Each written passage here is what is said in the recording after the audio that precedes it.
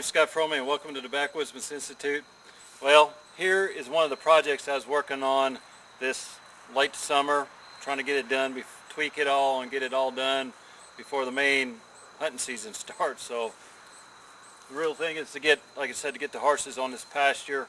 And here is some of the posts, example of what, remember last winter when I was cutting sassafras posts and shaving the bark and using them, making a fence post. Well, this is where I put them into play on this fence here. Now if you look, this fence is an electric fence, and it's done with equine rope. It's, like I said, I put an electric charger on it, and it's electric fence charger, mainly because of this little fella right here wasn't quite used to the fence, and I wanted to go with 3 strands high. The other older horses that are used to the maybe 1 strand, I know that the big draft horse that I got there, he's used to hardly any type of fence, and he'll stay in there. But with this one here, and the young horses decided to go with the 3 strands and using these wooden posts. The thing about not only to shave the bark off and to use them, as a post, but one of the ways to keep the post lasting longer than get a little bit more lifespan out of it is to trim the top off at an angle so that the water runs off or snow runs off or melts. If you just leave it flat, it finds a crack, goes down in there, and then they kind of rot out at the base of the ground. So by doing that, it'll lengthen the lifespan of your post. Now, not only did I use the wooden posts that I made, but I did put in some T-posts, and I did have some railroad ties that I used. So especially in behind me, the pasture makes like a round circle. So in a lot of the key places, I put railroad ties in around on that to keep holding it in place. There's a little bit of tension on here, but not like a high tensile wire fence.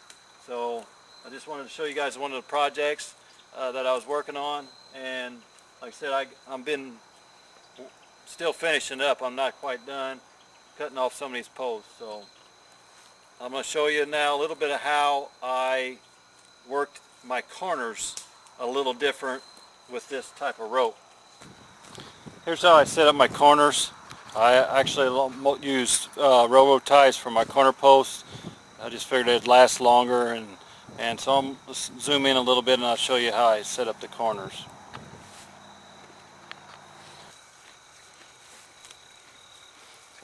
What I did was I put screw hooks in to the post and used insulator. Then I wrapped wire around with regular electric fence wire. And then because of if you just went around the corner with the rope, the wear and tear of it over time is going to cause it to break. So by wrapping that, it holds it in place, and there's really going to be no wear point on there. So then I went out with the wire, like I said, and attached a spring to it. Now the spring is what I adjust to keep tension to it. Over time it gets a little bit of slack, especially after maybe a week or so.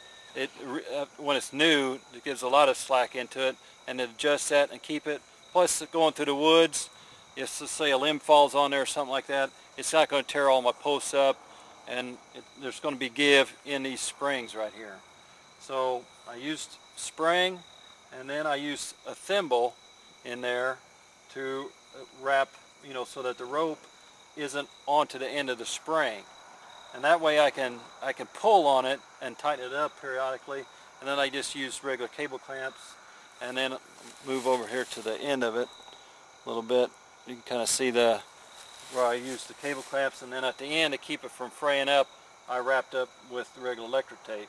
And I left myself enough of a tail here so that I got some pull, if I ever want to adjust it through the thimbles. The thimble is like 3/16 thimble, which worked pretty good with this size rope. And the rope, it comes in 600 to 650 foot lengths. So what I did was I tied off at pretty well every corner post and did this, and that gave me a solid run all the way through. Now if you're going to have horses on the place, one of the other things that you're going to have is some place to tie them up to while you're either saddling them up or putting a harness on them or just working with them or working on them. So you got basically two choices. You got what they got is a hitch and post, which is just a post that they tie off to, or a hitch and rail. And what I elected to go with up here by the barn is a hitch and rail. That way I can tie up multiple horses. You know, if I'm harnessing up several horses or putting saddles on several horses, I went ahead with a hitch and rail. Now what I used was the same sassafras posts that I used to build a fence with. And I set them in the ground and then got to the length that I wanted and then put my rail, made my rail for it. As you can see, I just cut the notch, this rail to fit this post, and then set it down in top of it, and then found me some scrap metal I had laying around the barn and strapping, and kind of lagged it in with a 4-inch lag through the top, and then kind of bent it on around and lagged it in with lags on there, and it's pretty solid hitch and rail.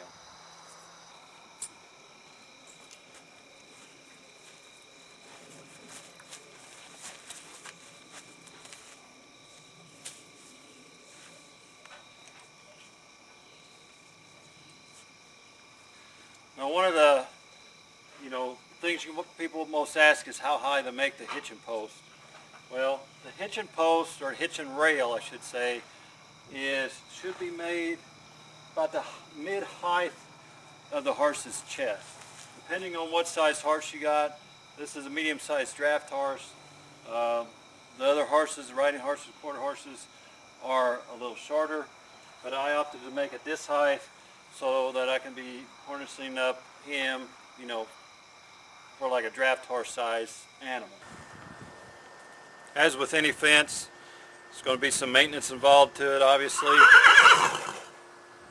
He agrees with me.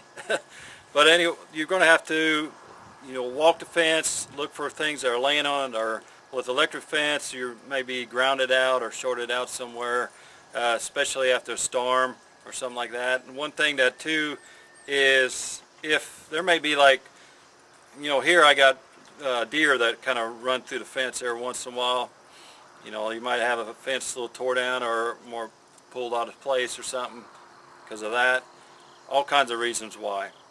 So like I said, walk your fence regularly, do your maintenance on it, and as long as they got plenty of food and water and shelter, they're not really looking to get out. So that's one of the keys there. And like I said, electric fence is a good, cheap way to get started with a fence. You can always upgrade later. So like I said, I put my posts out.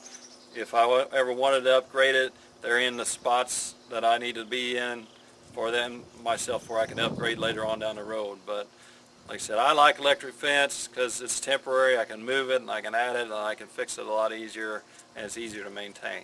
So with that, catch you guys later.